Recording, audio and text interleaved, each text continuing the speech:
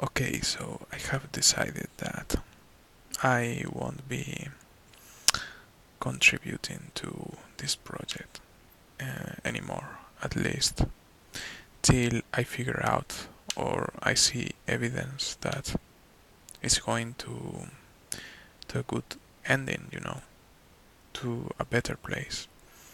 Because what I am serving just signals that the tendency is not good enough. Even when there are some good things, I think very important parts are missing. When when I entered this, when I started using Ubuntu, my aim was to use something that was more reliable to people in general. And then I realized that the stability of the operating system was not good enough. You know, it was always crashing, and it's not really wasn't really something that you can truly rely on. So I started contributing to Ubuntu quality in a name that it will be give it some momentum to its development till it took bigger adoption and people, uh, you know, it will be starting to work itself and more people will come and help and it will just go by itself. But then when I started making that work myself, which is mostly creating books and especially setting importances of 90% of books in Ubuntu, um, I realized that the problem was not the lack of manpower, but rather than the processes and how other people were attracted to the project was not good enough. The second part was good in the beginning, the part of attracting new new contributors. I think that when Ubuntu had the slogan Linux for human beings, somehow that was not good for general public, let's say, for some, you know, it signalized that the project was like a like Greenpeace or something like that. But even then, that kind of message attracted um, people to contribute to the project. Once that was deleted, it gave exactly the opposite impression. They gave an image that the contributor don't feel had any purpose. So generic. It was like changing flowers for changing plastic more perfect flowers. It was no longer something with essence, you know. So um, that part was destroyed, and that kind of community management we had, and the kind of pitches that perhaps Mark Shuttleworth, I have to say, has been given are just completely phony. And this is not a blame, it's rather an analysis I want to give in a hope that you finally realize what's going on, or at least what's my opinion on it. Your way of talking about things It's just funny and has no essence, no purpose. So it doesn't inspire anything. It signalizes that you no longer trust people, no longer trust your dreams, and things like that. So, returning to the starting point, um, when I started contributing to Ubuntu quality, I realized that um, the processes were horrible. The triaging guide was a mess, and even the reporting books guide, which is very simple, if you look closely at it, you will realize that it's just a bunch of information put there and nothing else. We know for because I know because I have done polls that only 15% of people will be willing to even read that guide. They 85% of people won't, you know. So it's not an opinion. I also have compared that guide with guides from other distributions, and this one is the worst of all. You can go and see how to report books in other operating system, and you will see that the difference is notorious, you know. So the main reason why people don't trust Ubuntu as a platform is because it's not stable enough. The reason why it's not stable enough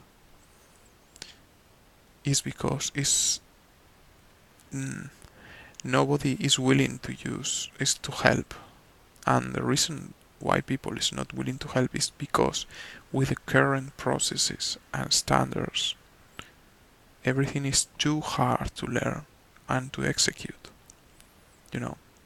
So at that point, I decided that my focus, my most important task was to correct that mistake, you know. But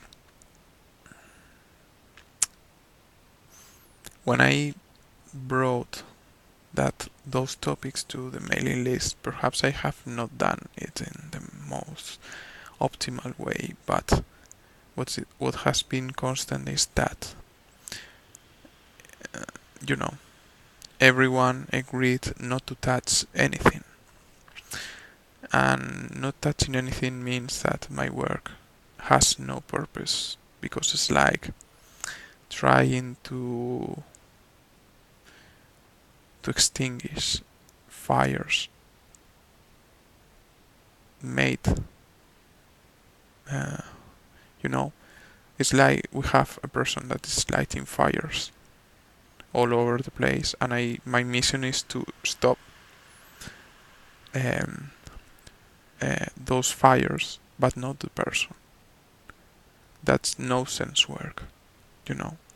Moreover, I think it's not sense work because the project no longer has the goals it used to have, which is free software to become the standard on the desktop for everyone to use it.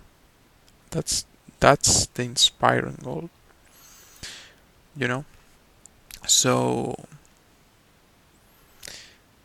what I feel in this moment because of that, I feel that it really doesn't matter how to discuss things or anything else, because basically you won't allow me to do it. You will give me an infinite amount of reasons, or you will want me to do in a certain way that will be worse for sure than what I will simply put up there, which is making things as easy as possible for people to do their work, I don't know.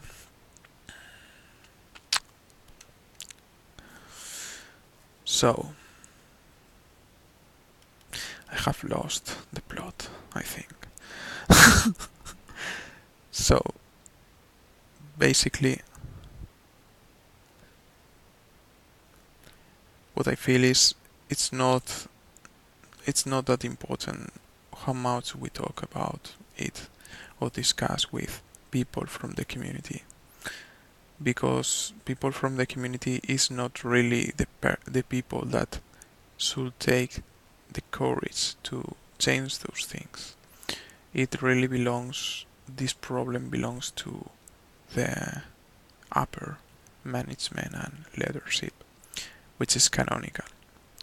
Canonical needs to be very clear about what's the purpose of this operating system, what should be making free software a standard on the desktop right now, or most of the computing, mm, you know, and that's the core goal.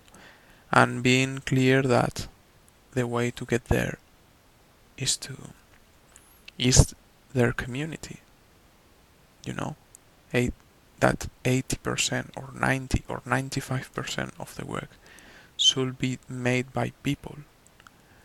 So you will want them to have, to be able to you will want to make it as easier as possible, that work for people, you know. And someone should go and fix that mess of manual we have for creating. It should be in a step-by-step manner, like the 100 paper cuts manual, and have to needs to have a sense of process, you know. And it either could be done by someone else, but or by me. It doesn't matter, but it should fit. It should work, not like now, you know. And I really don't think you will even understand what I'm talking about. I simply think that most people here are just not willing to change their minds about these things, you know. And it won't, because they don't have the courage to take to say, hey, you are right, you know. They don't have the courage because they don't really hold the position to do it. It really belongs to the company, which is paying for it, paying for the project. It doesn't matter what C. Diabilez, for example, says, because it's too bold, too risky for him to say, yeah, you are right. Saying that and perhaps later discovering that the manual is not good. It's just too risky for him. So he won't ever take that step. Nobody in the community will allow me to do those things. They don't really know me well enough for that. I don't have any recognized position in this project for those kind of radical changes, like changing all the manuals, even when I'm the most prepared person for that. And at least I will be able to do something that works well enough. You have to know that my writing is usually very good. I have prizes because works they have presented, because how well done they were. I have in some years at university I had plenty of qualifications over 9 because of my writing, you know. In works I had a percent. So I have also for years creating books, and I think I'm the greatest non-paid contributor to Ubuntu quality right now. So being afraid that I will mess up things, it's not really justified if you think uh, it closely. You know, you are simply giving excuses, no reasons. Those aren't genuine reasons. All the things you say aren't reasons. You are just too afraid to take those steps, mostly because they should belong to canonical. And I'm not really blaming anyone. Simply you don't have the attitude to take. Right now you don't have the attitude to do what needs to be done. You have the attitude to just do another product, not an leading product. A leading product is about taking risks and thinking things more thoroughly because you don't have anyone to copy, and learning how to manage risks. So my final decision is that I will be stopping contributing to Ubuntu, at least till I figure out if it is really worth it, or I see that the tendency changes, and also as a result I'm unsubscribing from the mailing lists. As a result, you shall expect that things will get a bit more unstable, because basically what I have been doing is classifying all books, giving priority to all the books, and that undercovered the critical books early on. So now that service is gone completely. Nobody is in charge of that, and that's why I chose that in the first place. But I think that's not really my job to convince anybody to have the attitude to do what needs to be done. Either you have it or you don't. It's that simple, you know? And what I find myself most of the time is trying to convince people to take action. But I think you are so convinced that not taking action is the right path, and that you simply won't accept it. It doesn't matter how correct the action was or not, compared to the fact of taking action. When everything is well proof to not work at all, it's like changing a car that doesn't have engine for perhaps a random car. You don't know anything of it except that it works well enough. I think that the change will be better for sure. So that's it. You the the fix here.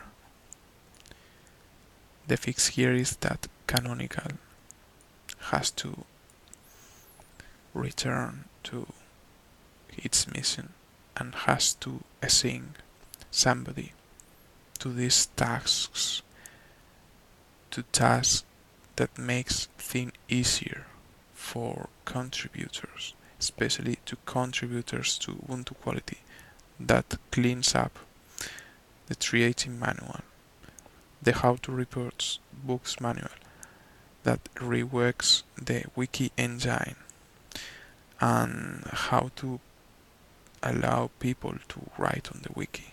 Those are the important things right now.